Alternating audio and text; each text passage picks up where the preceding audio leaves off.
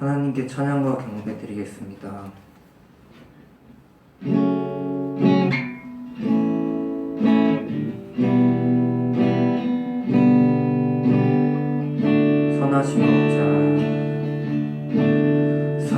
선하신 목자, 날 사랑하는 분, 주 인도하는 곳 따라가리.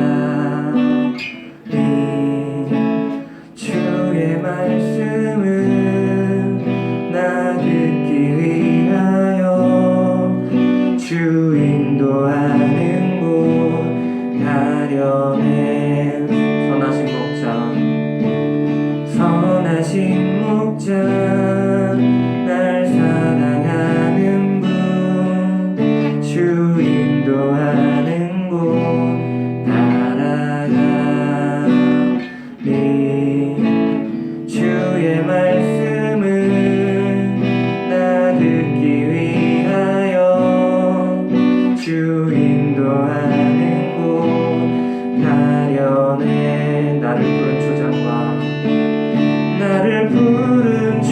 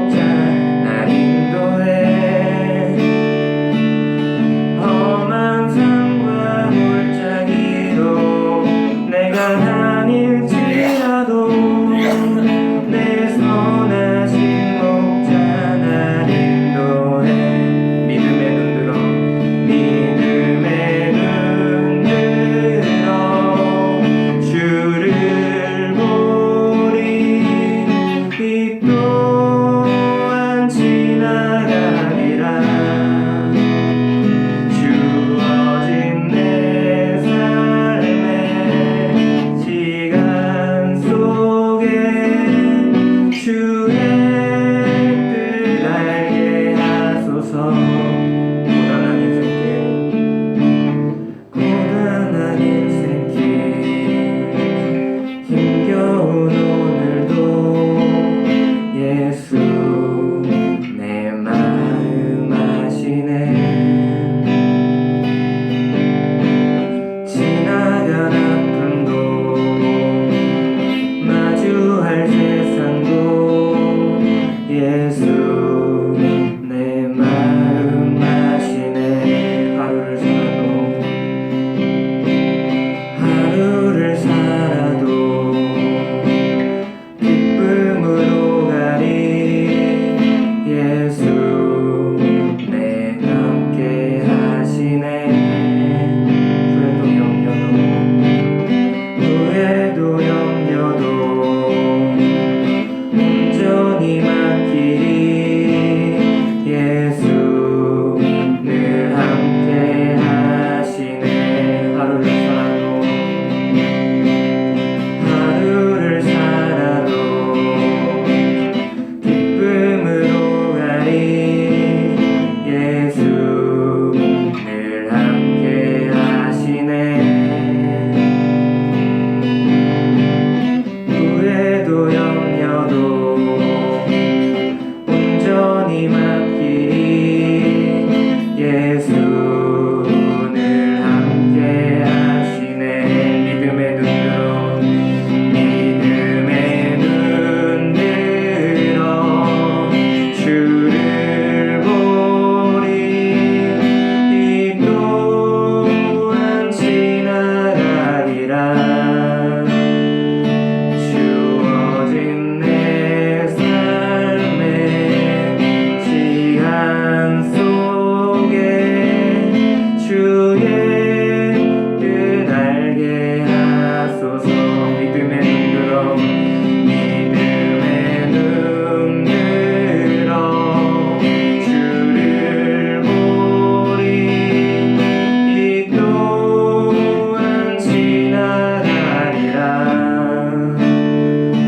주어진 내 삶의 시간 속에 주의 뜻 알게 하소서. 믿음의 눈 들어 주를 보리. 이 또한 지나가리라. 주어진 내 삶의 시간 속에 주의 뜻 알게 하소서. 아멘.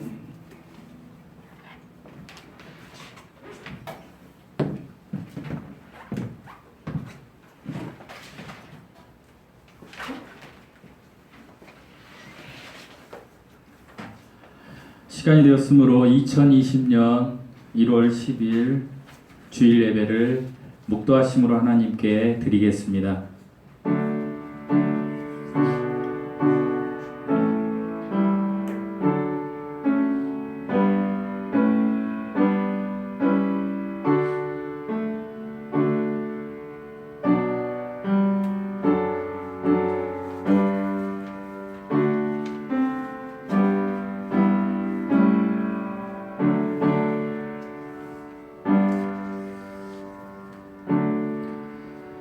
여호와는 나의 목자시니 내게 부족함이 없으리로다. 그가 나를 푸른 풀밭에 누이시며 쉴만한 물가로 인도하시는도다. 내 영혼을 소생시키시고 자기 이름을 위하여 의의 길로 인도하시는도다. 내가 사망의 음침한 골짜기로 다닐지라도 해를 두려워하지 않을 것은 주께서 나와 함께 하심이라. 주의 지팡이와 막대기가 나를 안위하시나이다. 주께서 내 원수의 목전에서 내게 상을 차려주시고 기름을 내 머리에 부으셨으니 내 잔이 넘치나이다. 내 평생의 선하심과 인자하심이 반드시 나를 따르리니 내가 여호와의 집에 영원히 살리로다. 아멘. 우리 찬송가 384장 1절만 찬양을 하시겠습니다. 찬송가 384장 1절만 가사를 생각하시면서 1절만 찬양하시겠습니다.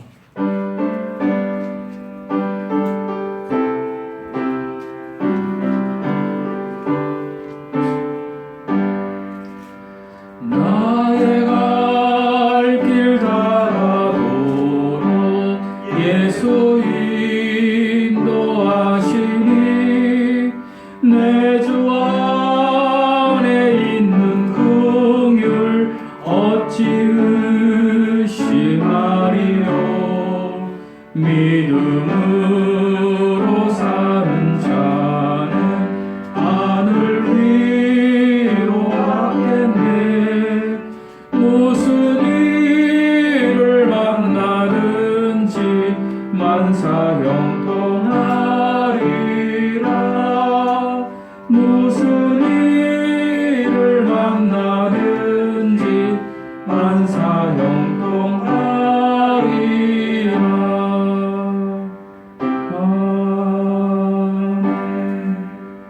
아멘.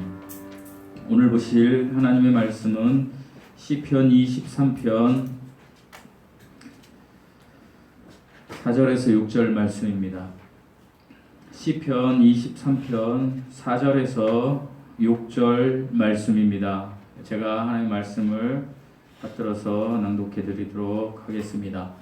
내가 사망의 음침한 골짜기로 다닐지라도 해를 두려워하지 않을 것은 주께서 나와 함께 하심이라. 주의 지팡이와 막대기가 나를 안위하시나이다. 주께서 내 원수의 목전에서 내게 상을 차려주시고 기름을 내 머리에 부으셨으니 내 잔이 넘치나이다. 내 평생의 선하심과 인자하심이 반드시 나를 따르리니 내가 여호와의 집에 영원히 살리로다. 아멘. 잠시 기도하시겠습니다. 선하신 목자 되신 사랑의 예수님, 오늘도 저희를 예배자로 부르시니 감사합니다.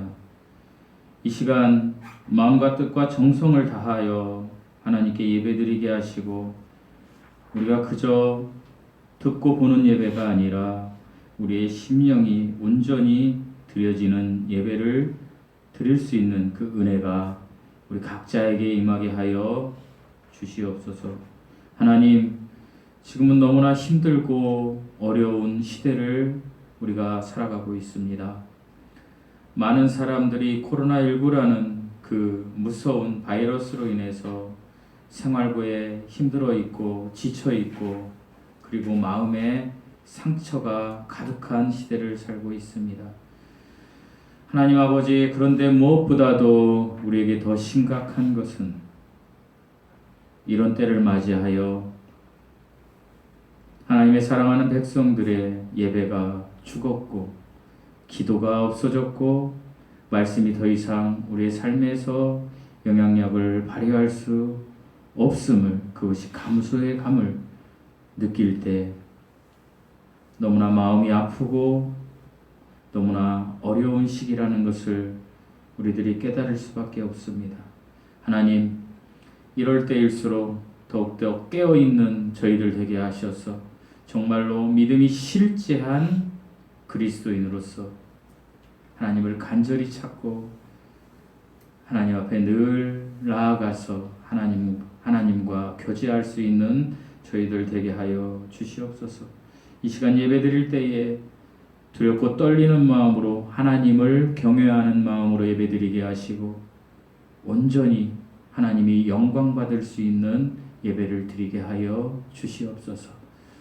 감사드리며 우리 주 예수 그리스도의 이름으로 기도드리옵나이다. 아멘. 지난 한 주간 평안하셨습니까? 말씀을 나누기 전에 여러분에게 묻겠습니다.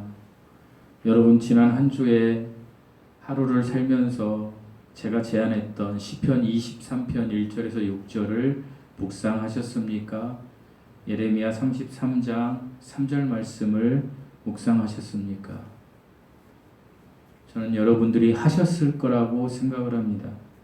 특별히 저는 핸드폰에 우리 밴드에 제가 일부러 이렇게 띄워놓기 좋은 것을 지난주에 올려놨는데 그것을 바탕화면에 넣고 제가 핸드폰을 볼 때마다 그 말씀을 한번 묵상해 봤습니다.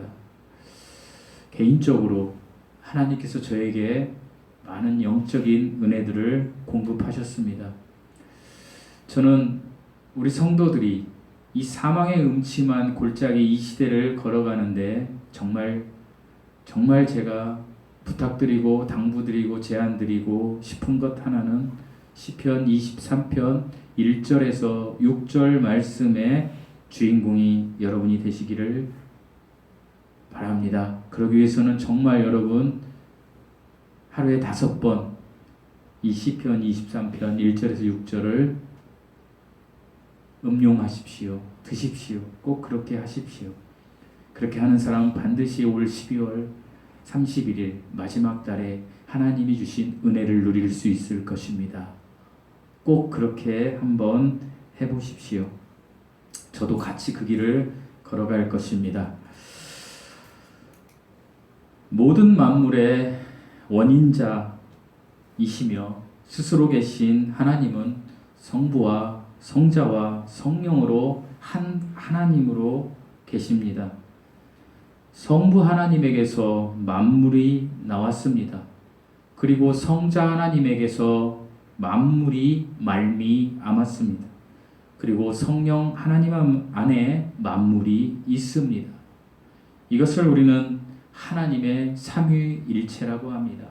삼위가 일체가 되신 하나님, 일체로서의 삼위의 한 분이신 하나님, 그 한 분이셨던 하나님, 한 위격이었던 성자 하나님께서는 말씀으로 계셨습니다. 이 말씀은 헬라어 그리스어의 로고스입니다.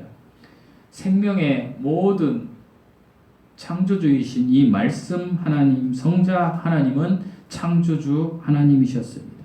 이 하나님의 이름은 이스라엘 백성들이 구약에서 이야기할 때 야훼이셨습니다.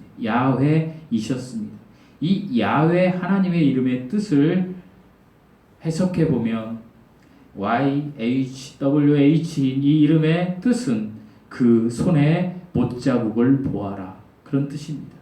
그 손의 못자국을 보아라. 이분은 우리 주 예수 그리스도시고 육신으로 오신 분이셨습니다. 그리고 이분은 우리들이 읽는 우리나라 성경에는 여호와라고 나와 있습니다. 이 여호와 하나님이 우리 주 예수 그리스도이심을 말라기 3장 1절에서는 선언하고 계십니다. 그러니까 여호와 하나님은 우리가 믿는 우리 주 예수 그리스도이십니다. 시편 23편은 우리가 하나님께 의존해야 하는 존재이며 하나님은 우리의 인도자라는 사실을 깨닫게 해 줍니다. 우리는 홀로 떨어져 있는 존재가 아니라는 것입니다.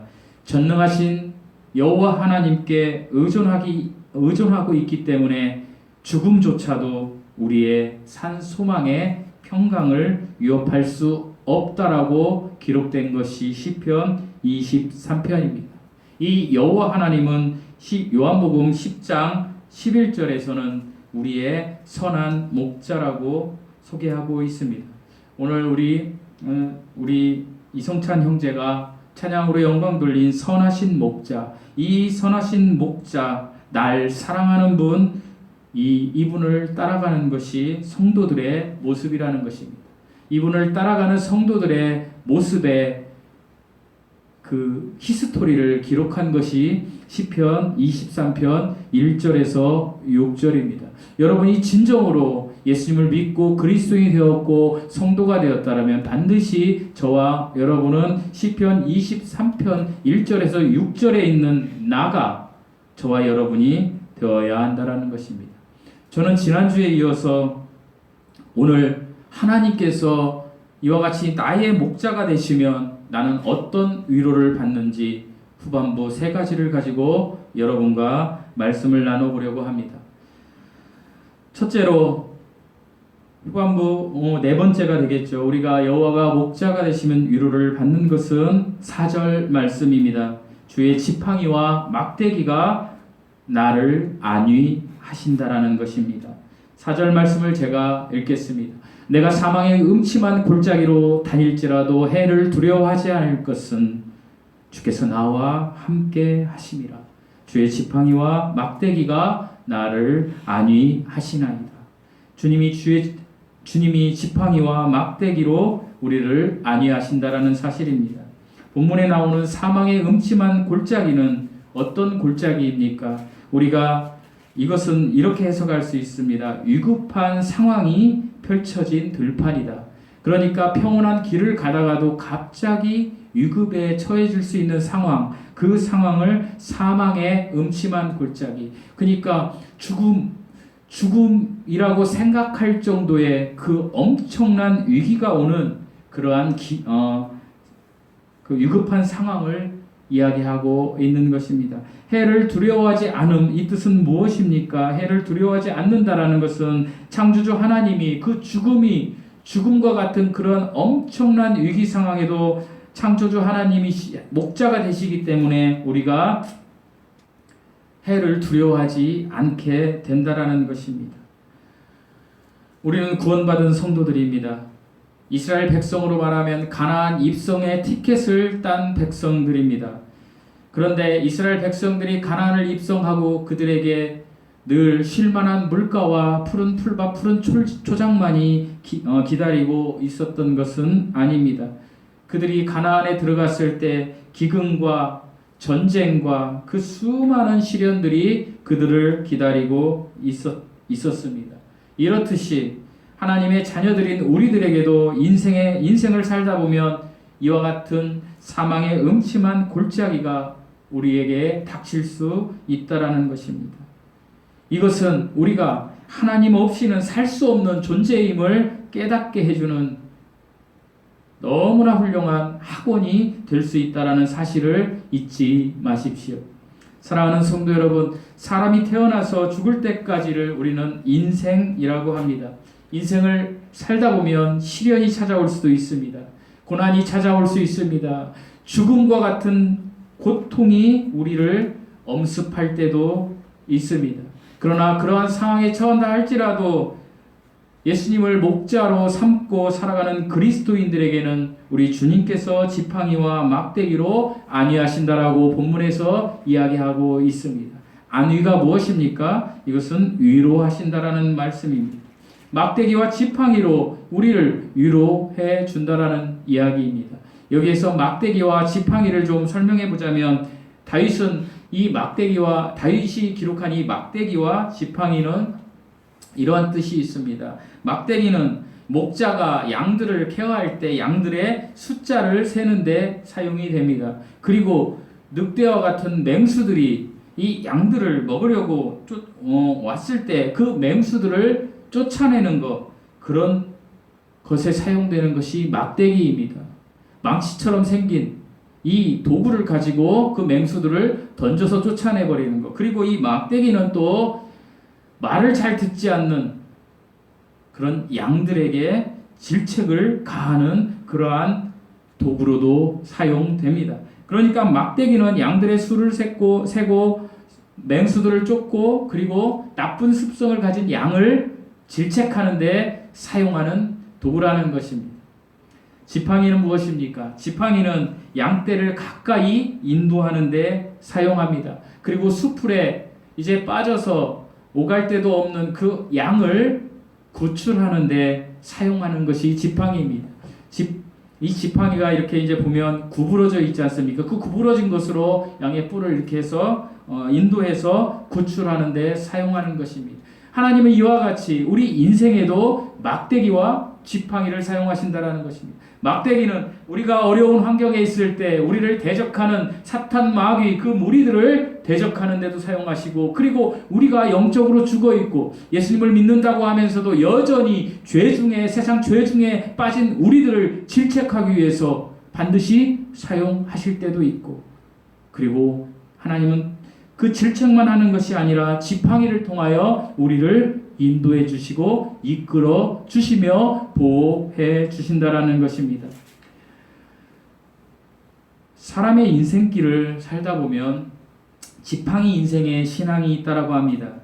이 지팡이 인생의 신앙은요, 지금 우리가 가지고 있는 것이 어떤 것이든 그것이 보잘것 없는 것이라 할지라도, 저와 여러분이 가진 것이 아무리 사람들이 보기에는 보잘것없고 작은 것이라고 할지라도 하나님의 능력의 손이, 하나님이 그 작은 것을 통하여 우리를 사용하시려고 하신다라고만 한다라면 놀라운 이적과 기사를 이루는 도구로 사용할 수 있다라고 믿는 신앙, 이것이 지팡이 신앙입니다. 사랑하는 성도 여러분, 여러분은 어떠한 지팡이를 가지고 지금 계십니까? 여러분이 가지고 있는 이 지팡이가 정말 세상 사람들이 볼 때에 보잘것없고 약한 것이라 할지라도 이 지팡이가 하나님의 지팡이로 사용되게 해달라고 간절히 하나님께 기도하십시오. 하나님이 정말 감당치 못할 은혜와 감사의 조건들을 여러분에게 부어 주실 것입니다. 제가 오늘 말씀을 나누기 전에 찬송가 384장을 우리가 같이 부르자고 했습니다. 찬송가 384장은 나의 갈 길 다가도록 예수님 인도하시니 내 주 안에 있는 긍휼 어찌 의심하리요. 믿음으로 사는 자는 하늘 위로 받겠네. 무슨 일을 만나든지 만사형통하리라. 사랑하는 성도 여러분, 무슨 일을 만나든지 여러분이 만사형통하기를 소망합니다. 이 지팡이 신앙을 붙잡기를 소망합니다. 하나님은 우리 각자에게 맞는 막대기와 지팡이로 우리의 삶을 인도하십니다. 특별히 찬송가 384장은 영국의 찬양 작사가로 너무 유명한 맹인이었던 크로스비 여사가 작사한 그 시입니다. 어느 날 이 크로스비 여사가 출판업자가 이제 출판을 해준다고 해서 이제 출판업자를 만나러 나가는데 돈이 $5가 없습니다. 버스비 $5가 없어서 어떻게 할 수가 없습니다. 앞을 볼 수 없는 크로스비 여사 입장에서는 걸어서 그 출판업자를 만날 수도 없는 상황이었습니다. 그런 상황에 크로스비 여사가 하나님께 기도합니다. 지팡이 신앙으로 하나님께 간절히 간구합니다. 그럴 때 초인종 벨이 울리고 초인종 그 문을 열었을 때 정말 모르는 낯선 남자가 정확히 $5를 그 크로스비 여사에게 주고 그리고 갑니다. 그녀의 눈물 어린 그 지팡이를 붙잡는 그 기도가 응답된 것입니다. 그럴 때에 그녀가 그 감동을, 그 하늘에서 내려오는 그 감동을 그대로 하나님께 고백한 것이 찬송가 384장이라고 합니다. 하나님께 받은 은혜를 눈물로 흘려서 보낸 시, 이 시가 찬송가 384장입니다. 오늘 찬송가 384장이 여러분의 인생의 장이, 지팡이가 되기를 축원드립니다. 사랑하는 성도 여러분, 우리가 힘들고 어렵지만 하나님이 우리에게 주신 이 지팡이가 하나님의 도구로 사용될 것이라는 것을 믿고 그것을 의지하며 하나님께 간구하십시오. 크로스비 여사가 만났던 그 축복, 다윗이 누렸던 그 축복이 여러분에게도 임하실 것입니다. 이 은혜가 임하시기를 예수님의 이름으로 축원드립니다. 둘째로 여호와가 목자 되시면 우리가 받는 위로는요, 5절 말씀입니다. 내 잔이 넘치게 됩니다. 특별히 5절 말씀은 이렇게 되어 있습니다. 주께서 내 원수의 목전에서 내게 상을 차려주시고 기름을 내 머리에 부으셨으니 내 잔이 넘치나이다. 이 말씀의 성경적인 배경은 사무엘상 24장에 있습니다. 이제 다윗이 왕이 되기 전에 사울 왕으로부터, 그 당시 이스라엘의 왕이었던 사울 왕으로부터 이제 미움을 받습니다. 그래서 사울 왕이 다윗을 죽이려고 합니다. 다윗을 죽이려고 할 때 다윗이 광야를 도망다닙니다. 그런데 사무엘상 24장에 보면은 다윗이 엔데기 엔게디 광야에 머물렀을 때에 어떤 한 사람이 사울 왕에게 이야기합니다. 다윗이 엔게디 광야에 왔다라고 이야기합니다. 그러니까 그를 빨리 가서 잡아야 합니다. 그럴 때 사울 왕이 군대를 거느리고 이제 옵니다. 엔게디 광야에 와서 거기에서 어떤 굴을 발견합니다. 사울 왕이 심히 급했던 모양입니다. 성경 말씀에 보면 이렇게 되어 있습니다. 그가 뒤를 보러 들어갔을 때, 그러니까 용변을 보러 굴 속에 들어간 겁니다. 그런데 굴 입구에 들어가서 사울 왕이 용변을 볼 때에 그 굴 더 깊은 곳에 바로 다윗이 그의 부하들과 함께 있었습니다. 사울 왕을 죽일 수 있는 절대적인 기회가 된 것입니다. 그러나 다윗은 사울 왕을 죽이지 않고 그의 조용히 다가가서 그의 옷자락만 살짝 베었습니다. 그리고 사울 왕에게 내가 당신을 죽일 수 있는 기회가 있었지만 당신은 나의 원수이지만 당신은 하나님께 기름 부음 받은 사람이기 때문에 나는 당신을 해치지 않았습니다. 왕이시여 당신은 왜 나를 미워하십니까? 라고 고백을 합니다. 그럴 때 사울이 20절에서 사무엘상 24장 20절에서 이렇게 이야기합니다. 보라 나는 내가 반드시 왕이 될 것을 알고, 이게 사울왕의 고백입니다. 이스라엘 나라가 내 손에 견고하게 설 것을 아노니.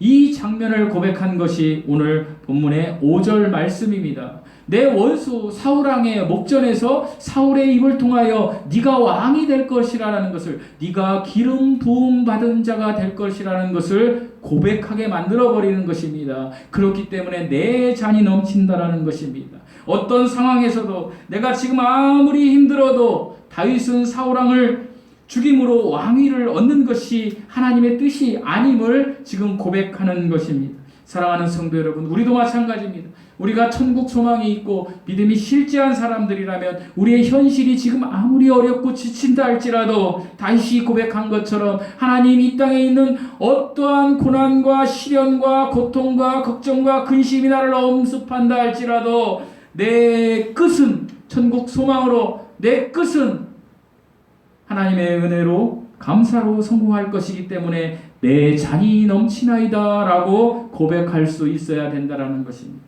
지금 힘들고 어려움에 처한 분들이 계십니까? 예수님만 계시면 된다라는 이 믿음으로 나아가십시오. 천국을 향한 믿음이 실제라면 여러분도 이 고백을 할 수 있을 것입니다. 한 예화를 말씀드리겠습니다. 6.25 전쟁 시에 평양에 장대현 교회라는 교회가 있었습니다. 그 당시에 가장 큰 교회였습니다. 이 장대현 교회를 다니던 한 청년이 있었습니다. 그런데 이 청년은 슬픈 사연을 가지고 있는 청년이었습니다. 이 청년은 예수님을 믿는다고 자기의 부모님이 일제 경찰들에게 다 죽어버린 그런 청년이었습니다. 그리고 이 청년은 예수님을 믿는다는 이유 때문에 그의 여동생들도 다 죽어버렸습니다. 그러니까 이 청년이 하나님을 믿고 의지하고 장대현 교회를 다닐 때에는 혈혈 단신으로 고아로 아무것도 없고 가진 것도 없는 그러한 사람으로 다녔던 것입니다. 하지만 이 청년은 항상 마음속에 예수님으로 자족하는 마음이 있던 청년이었습니다. 그런데 이 청년이 6.25 전쟁이 발발하자 이제 대한민국이라는 땅으로 이제 서울로 피난을 가기 위해서 길을 떠납니다. 길을 떠나는 와중에 국군을 만나게 됩니다. 국군을 만났을 때 국군이 이제 이 청년을 향하여 인민군으로 오해를 합니다. 북한의 군인으로 오해했다라는 것입니다. 그래서 이 청년을 체포해서 이 청년을 거제도 수용소에 보내버립니다. 사랑하는 성도 여러분, 제가 언젠가 거제도에 가서 거제도 수용소를 이렇게 모형으로 이렇게 해놓은 그 곳을 제가 간 적이 있습니다. 그런데 그곳을 가니까 굉장히 열악했습니다. 그 거제 수용소에 있었던 그분들이, 그 포로들이 얼마나 고생을 했을까를 우리가 생생하게 느낄 수 있는 그런 것을 제가 느꼈습니다. 그곳에 이제 이 청년이 끌려간 것입니다. 그러자 이 청년을 아는 많은 사람들이 이제 이 청년을 위하여 탄원합니다. 기도합니다. 그 청년은 인민군이 아니고 그 청년은 한 교회를 섬기는 전도사입니다. 그래서 많은 사람들의 도움으로 이 청년이 출소할 수 있는 기회가 되었습니다. 그래서 출소할 수 있는 기회가 됐는데 여러분 같으면 어떠시겠습니까? 여러분이 지금 감옥에, 그것도 오늘과 같은 이런 추위에 밖에서 벌벌 떨며 먹을 것도 없고 그런 상황에 있는데 어떤 사람이 여러분을 구출한다고 합니다. 그러면 저와 여러분 같으면 어떻겠습니까? 그 사람에게 제발 저 좀 꺼내주세요, 이렇게 하지 않았겠습니까? 그러나 그 청년은 그러지 않았습니다. 그 청년은 이렇게 이야기합니다. 자기를 구원해 주려고 하는 사람들에게 내가 하나님이 주신 이 복음의 황금어장에서 그냥 나는 남기를 원합니다. 나는 이 복음을 전할 수 있는 황금어장에서 내 마지막 인생을 하나님께 드리기를 원합니다. 이렇게 말하며 그가 거절하고 그곳에서 포로들을 향하여 예수 그리스도의 복음을 전하고 그가 전한 예수 그리스도의 복음을 통하여 수많은 사람들이 예수님을 영접하고 하늘나라로 다 지금 이미 갔습니다. 그리고 그가 출소하기로 석방하기로 된 바로 전날 그는 26세 8개월이라는 삶으로 생을 마쳤습니다. 하늘나라로 간 것입니다. 이분이 그 유명한 맹의순 전도사님, 선교사님이십니다. 그리고 그는 하늘나라에 갈 때 이런 고백을 합니다. 하나님, 내 이 땅에서의 삶은 부모님이 일제에 창칼에 죽고 내 여동생들이 굶어 죽고 그리고 내가 비록 오해를 받아 포로로 이 추위에 굶주림에 죽었지만 하나님이 맡겨주신 그 복음 전파를 하고 내가 이제 가니 하나님 내 잔이 넘치나이다. 이런 고백을 하고 그가 하늘나라에 갔습니다. 그를 통하여 복음을 들었던 그 포로 수용소에 있던 많은 사람들이 지금 이제 할아버지가 되고 노인들이 되어서 그 맹의순 선교사가 썼던 그 일기, 하나님을 향해 썼던 그 일기를 가지고 펴낸 책이 내 잔이 넘치나이다. 이 책입니다. 사랑하는 성도 여러분, 우리는 이런 고백을 할 수 있는 사람이 되어야 합니다. 우리가 지금 상황에서도 천국을 바라보며 천국 소망을 가지고 예수님을 믿는 그 믿음으로 자족함으로 하나님 내 잔이 넘치나이다. 내가 내 원수가 나를 힘들게 해도 하나님 나에게는 하나님을 믿는 그 믿음으로 승리할 것이기 때문에 내 잔이 넘치나이다. 이 고백이 저와 여러분의 고백이 되기를, 이 은혜가 저와 여러분에게 임하시기를 예수님의 이름으로 축원드립니다. 셋째로 여호와가 나의 복자가 되시면 우리가 위로받는 클라이막스입니다. 그것은 6절 말씀입니다. 여호와의 집에 내가 영원히 살리로다. 정말 퍼펙트한 결론이라는 것입니다. 메어리 스티븐스라는 시인이 계십니다. 여러분도 이런 이야기 많이 들었을 것입니다. 이분의 시 중에 모래 위의 발자국이라는 시가 있습니다. 제가 이 시를 잠시 소개해 드리겠습니다. 제목은 모래 위의 발자국입니다. 어느 날 사랑하는 우리 주님과 함께 바닷가를 거니는 꿈을 꾸었습니다. 하늘을 가로질러 빛이 임한 그 바닷가 모래 뒤에서 두 짝의 발자국을 보았습니다. 하나는 제 것, 다른 하나는 주님의 것. 거기서 저는 인생을 돌아볼 수 있었습니다. 마지막 발자국이 멈춘 곳에서 제 삶을 돌이켜 보는데 그 가운데 하나의 발자국만 있는 부분들이 있었습니다. 그때는 제 인생에 있어서 가장 비참하고 슬픈 날들이었지요. 그래서 저는 주님께 물었습니다. 주님, 제가 가장 필요한 그 인생의 날 어디에 계셨습니까? 그럴 때 주님이 대답하셨습니다. 나의 소중한 아들아, 딸아, 나는 너를 사랑하기 때문에 나는 너를 사랑하기 때문에 너를 버리지 않았다. 내 시련과 고난의 시절에 한 쌍의 발자국이 보이는 것은 내가 너를 업고 간 때이기 때문이다. 사랑하는 성도 여러분, 주님은 우리와 함께 하신다라고 하십니다. 오늘 본문에 보면 내 평생의 선하심과 인자하심이 반드시 나를 따르리니 이렇게 되어 있습니다. 우리가 구원받고 나면 주님의 성품인 선하심과 인자하심이 반드시 우리와 함께 하시고 우리를 따른다라고 이야기하고 있는 것입니다. 이것이 다윗의 고백입니다. 뭐라고 고백합니까? 주님의 선하심과 인자하심, 그 주님의 성품이 나를 따르니까 내가 여호와의 집에 영원히 살리로다. 이것은 이것입니다. 우리가 예수님을 믿고 나서 주님의 선하심과 인자하심이 성령을 통하여 나에게서 계속해서 반드시 나를 따르고 나를 통하여 나와야 하는데, 그럴 때 내가 여호와의 집에 영원히 산다라는 것을 확신하며 그 증거를 부르짖으며 나아갈 수 있는데, 사랑하는 성도 여러분, 이 다윗의 고백이 저와 여러분의 과연 고백이 될 수 있을까요? 우리 교회는 약 30여 명 정도밖에 성도가 없습니다.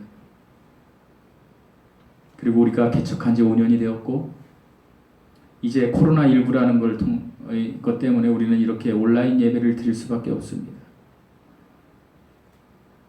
온라인 예배를 드리기 위하여 이 강당에 4분이 계시고 저를 포함해 5명, 그리고 나머지 분들은 영상 매체를 통하여 말씀을 같이 나누고 있습니다. 여러분에게 묻고 싶습니다. 사랑하는 성도 여러분, 여러분은 예수 그리스도의 보혈의 피를 통하여 구원 받으셨습니까? 여러분이 여기 계신다면 제가 손을 들어보라고 한번 이야기하고 싶습니다. 왜냐하면 너무나 소중한 거기 때문에, 너무나 중요하고 너무나 급한 것이기 때문에. 하지만 여러분이 마음속으로 대답할 것입니다. 나는 구원 받았어요, 목사님. 아마 그럴 것입니다. 그러면 제가 다시 한번 여러분에게 질문 드리고 싶습니다. 여러분은 구원받은 성도처럼 지금 삶을 살고 계십니까? 여러분 마음속으로 대답해 보시기 바랍니다. 사람들은 이야기합니다. 저는 예수님을 믿습니다. 보혈의 피로 믿어요. 제가 교회 다닌 경력이 얼마인데요. 제가 교회에서 포지션이 집사예요. 저는 장로예요. 저는 전도사예요. 저는 목사예요. 제가 하나님의 품속에서 얼마나 거했는데요. 감히 내가 지옥 갈 거라는 건 상상할 수가 없어요. 아니요. 지옥 갈 수 있어요. 새해 벽두부터 이런 말씀을 전하는 제 마음도 아픕니다. 하지만 이것이 현실이에요. 사랑하는 성도 여러분, 내가 아무리 구원받았다라고 내가 아무리 해도 그것이 나의 감정적인 판단이고, 그랬을 거야. 내가 교회에서 이만큼 했으니까 그랬을 거야 라고 생각하면 오산이라는 것입니다. 그러면 우리는 구원받은 사람을 어떻게 알 수 있을까요? 구원받은 사람은 구원받은 사람답게 살아갑니다. 이걸 좀 더 말씀드려 보겠습니다. 사람들이, 특별히 우리 성도들에게 제가 이렇게 제안을 했잖아요. 시편 23편을 묵상하세요. 여호와는 나의 목자시니 내게 부족함이 없으리로다. 그가 나를 푸른 초장에 누이시며 쉴만한 물가로 인도하시는도다.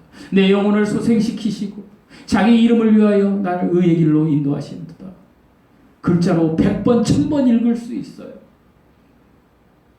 그리고 사람들 앞에 여호와는 나의 목자세요라고 1000번 2000번 만번을 이야기할 수 있어요. 이거 다 필요 없다는 거예요. 우리가 구원받았는지 알 수 있는 것은 여호와가 나의 목자가 되신 사람답게 이제 삶을 살아가야 한다라는 거예요. 행위의 구원을 이야기하는 게 아니에요. 여러분, 우리가 하나님의 말씀을 통하여 구원받았다라면 하나님께서 명령하신 이 생명의 말씀대로 우리의 삶을 써나가야 한다라는 거예요. 우리 중에 아직도 하나님의 말씀을 잘 알고 교회 경력이 어떻고 내가 교회에서 포지션이 어떤데도, 그래서 내가 천국에 갈 수 있어라고 생각하는데도 아직도 내 삶을 하나님의 말씀대로 한 절도 쓰지 못한 분이 계신다라면 반드시 회개하십시오. 그리고 정말 여호와가 나의 목자가 되셨다라는 것을 내 삶으로 이제부터 한번 써나가 보십시오. 사랑하는 성도 여러분, 하나님은 여러분과 함께 하시고 하나님은 여호와의 집에 여러분이 영원히 살기를 원하십니다. 많은 사람들이 그렇게 살기를 원하십니다. 여기에서 여호와의 집은 하나님 나라가 임하는 집이겠지만 궁극적으로 하늘나라를 의미한다라고 보시면 됩니다. 하늘나라는 어떤 곳입니까? 그곳은 속임수도 없고 배신도 없고 미움도 없고 증오도 없고 지금 그토록 우리가 바라는 돈도 없어도 되는 그러한 세상입니다. 가난과 질병이 없고 한숨과 눈물이 없으며 죽음이 없고 죽음이 없으니 이별도 없습니다. 사랑하는 사람들과 이별도 없습니다. 그리고 정말로 중요한 건 우리를 이 세상에서 그토록 괴롭히는 마귀가 없고 마귀가 없으니 죄도 유혹도 없는 곳입니다. 그곳에서는 다시 쫓겨나게 될 어떤 위험도 없습니다. 1년이나 10년만 사는 것이 아닙니다. 영원히 사는 것입니다. 여러분이 정말로 천국 백성이 되었다면 이 영원히 사는 하늘나라 여호와의 집 이것이 실제가 됐다면 지금 저와 여러분이 겪는 이 땅의 사망의 음침한 골짜기 내 원수가 목전에서 나를 죽이려고 하는 이 모든 것들이 일시적인 것이라는 것을 깨닫고 이것들보다 더 소중하고 더 귀하고 내가 빨리 찾아야 하는 그것은 예수 그리스도라는 사실을 잊지 마십시오. 사랑하는 성도 여러분, 다시 한번 여러분에게 제가 제안드립니다. 아침에 일어나시면 시편 23편과 에레미야 33장 3절을 선포하십시오. 아침을 먹고 나면 회사를 가든지 양치를 하든지 뭘 할 때 여호와는 나의 목자시니 내게 부족함이 없으리로다. 그가 나를 푸른 초장에 누이시며 쉴만한 물가로 인도하시는 이것을 선언하십시오. 그리고 하나님을 생각하십시오. 그리고 너는 내게 부르짖으라.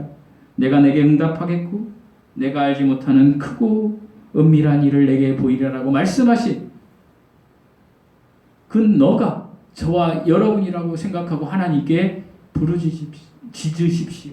사랑하는 성도 여러분, 제가 말씀드렸잖아요. 부르짖으라. 애타게 부르짖는 것도 있지만 여기서 부르짖으라는 것은요, 그런 의미도 있지만 부르라, 이런 의미가 있는 거예요. 그러니까 어디서든지 하나님을 하나님 이렇게 하라는 거예요. 꼭 하세요. 꼭 하세요. 점심 식사 드시고 또 한 번 하세요. 저녁 식사 드시고 또 한 번 하세요. 잠자리에 들기 전에 핸드폰으로 유튜브만 보지 마시고 유튜브에 있는 여호와는 나의 목자시니 그 찬양이라도 거기에서 나온 하나님의 말씀이라도 꼭 듣고 하루를 마감하십시오. 12월 31일 날 이것을 한 사람과 하지 않은 사람의 인생은 달라질 것입니다. 저는 우리 성도들이 축복의 길, 은혜의 길, 감사의 길, 하나님으로 말씀으로 변화받는 길, 그 길을 걸어가기를 소망합니다. 사랑하는 성도 여러분, 이 땅의 교회가 앞으로 몇 년 안에 얼마나 많이 없어질지 몰라요. 여러분, 이 교회가 없어져서 여러분이 정말로 영적으로 파탄나는 날, 그리고 우리의 삶이 끝나는 날, 어떻게 하시려고 하십니까? 준비하십시오. IRA, 당신 준비되셨습니까? 가장 큰 준비는 여호와 하나님이 나의 선한 목자이십니다 라는 준비. 저는 이 길을 올 한 해 계속해서 걸어갈 겁니다. 걸어가시는 분도 있고 안 걸어가시는 분도 있겠지만 걸어가신 분과 안 걸어가신 분의 차이는 엄청날 거라는 것을 권면드립니다. 돈 드는 것도 아니잖아요. 시간 드는 것도 아니잖아요. 제가 여러분에게 영리를 목적으로 이야기하는 것도 아니잖아요. 교회의 목적을 위해 여러분을 위해서 말씀드리는 거예요. 시편 23편과 예레미야 33장 3절이 1월달이 지나면 2월달에는 그저 줄줄 내가 그냥 나오게 암송하십시오. 그리고 선언하십시오. 반드시 그 말씀대로 여러분이 변화될 것입니다. 이 은혜가 여러분에게 임하시기를 예수님의 이름으로 축원드립니다. 기도하시겠습니다. 사랑이 많으신 아버지 하나님, 하나님은 나의 목자이십니다.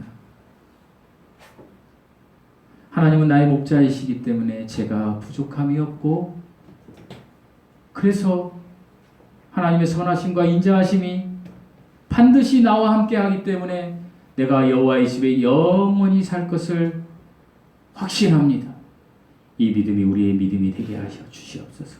하나님, 정말 감당할 수 없는 크고 큰 하나님의 은혜, 하나님의 영원한 집, 그 집을 향하여 우리가 걸어가고 있는데 이 땅에서 그깟 고난과 시련과 걱정과 근심 그따위가 우리를 이길 수 없음을 선언합니다. 예수님 한 분으로 자족한 삶을 살게 하여 주시옵소서. 주여, 이 시간 예배드리는 모든 심령들에게 예수님께서 말씀하신 그 뜻대로 삶을 살아가는 은혜가 임하게 하여 주시옵소서. 주님, 우리를 긍휼히 여겨주시고 우리의 인생길 다 가도록 우리를 인도하여 주시옵소서. 이제는 우리 주 예수 그리스도의 은혜와 하나님의 사랑과 성령의 교통하심이 하나님을 경외하는 마음으로 예배드린 사랑하는 성도들을 위해 지금부터 영원토록 함께 하시기를 예수님의 이름으로 축복드리고 기도드리옵나이다. 아멘. 아멘.